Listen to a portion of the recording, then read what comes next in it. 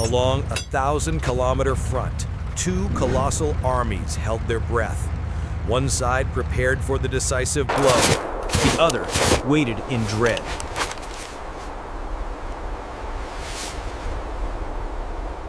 Our primary objective is to secure In the the south, southern flank. Marshal Konev's Advance forces with were full ready to force. move like a whirlwind.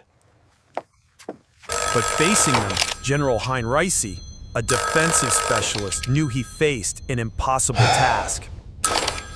The January storm had begun, not at one point, but across the entire front, an all-out offensive designed to utterly collapse the German army in the east. Next objective, Kielce! No stopping! In the north, every meter of ground was paid for in blood. This was a war of attrition. Hold the line, men! Captain, we've taken heavy losses. They've broken through on the left flank. The Vistula-Oder offensive succeeded, but also brought tragedy. Amid the brutality, humanity still flickered. The world awaited Berlin, but Stalin ordered the flanks secured first. East Prussia and Silesia saw some of the war's bloodiest, though lesser-known battles. Königsberg, the capital of East Prussia, had been turned into a massive fortress. For infantrymen like Pavel, it was a labyrinth of death. Facing overwhelming forces, experienced German officers like Steiner did not defend blindly. They turned every city block into a deadly trap. To break those traps, the Soviet storm groups also had to calculate every move. It was a brutal game of chess. In the south, the battle for Silesia was a fight for the Reich's last industrial hearts, a war fought in a maze of factories and coal mines. Konev's forces liberated Auschwitz, revealing to the world and to Soviet soldiers the full scale of Nazi genocide. The war now carried a new meaning. The battle for the fortress cities was a brutal chess match, where each side's tactics clashed directly in a confined space. As collapse loomed, orders from Hitler's bunker grew delusional, leaving frontline commanders to choose between loyalty and their soldiers' lives. By mid-April, East Prussia was crushed, Silesia had fallen, and millions now focused on one goal. The final battle was about to begin. Mid-April 1945, Marshal Zhukov's forces were ready. The largest war machine in history was preparing for its final battle. Soldiers like Pavel, survivors of 4 years of war, held no more illusions. They only knew the mission that lay ahead. Facing the Seelow Heights, a natural fortress, Zhukov decided to crush it with absolute, overwhelming force. An unprecedented tactic was deployed, hoping to blind the enemy. But the light created a ghostly stage, turning the soldiers into clear targets.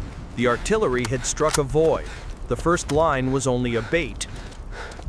The real trap lay here.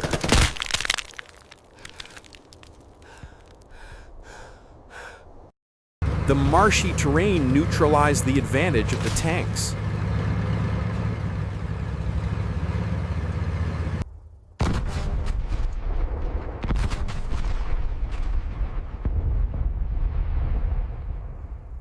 When fire support fails, the burden falls back on the infantrymen. With no retreat possible, the only way was forward.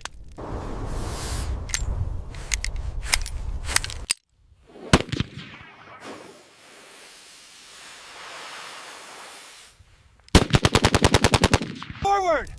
Crawl!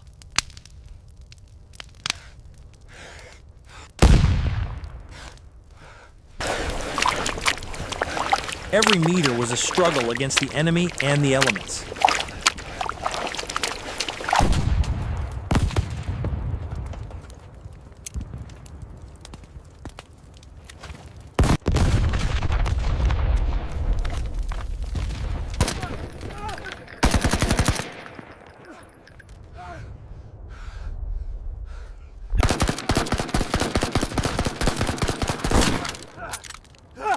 Every meter of ground was paid for with lives.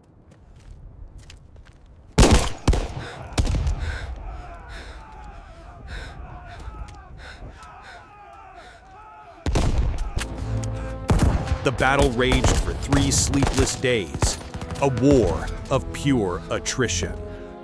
At a terrible cost, the steel wall of the Seelow Heights was finally broken. The road was open. But no one celebrated. They knew the hardest battle was still ahead, right there in the lair of the beast. After Seelow, nothing could stop them.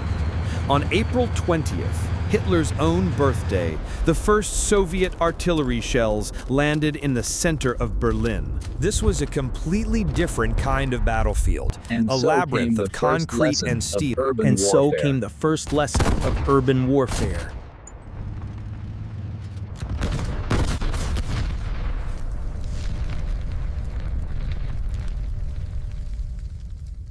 The wide avenues were death traps. The last defenders of Berlin were a mixture of hardened veterans, old men, and children. Target! Target! The tactics had to change, one building at a time.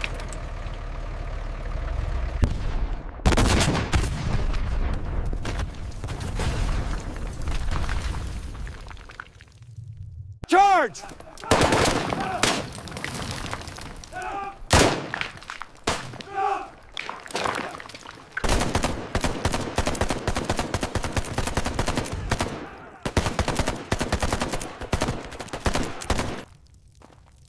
In the confines of the city, the most brutal weapons were brought to bear.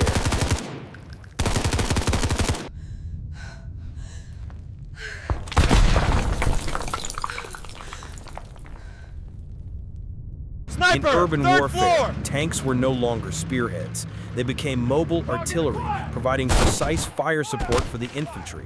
All attacks now focused on one final objective, not for its military value, but for its symbolism, the Reichstag. Get to the roof! Now! Now! Now!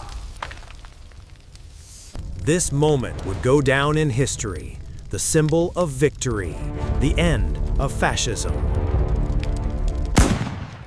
Captain, it's over. That same The day, Führer deep has committed underground, the suicide. man who started the war ended his own life.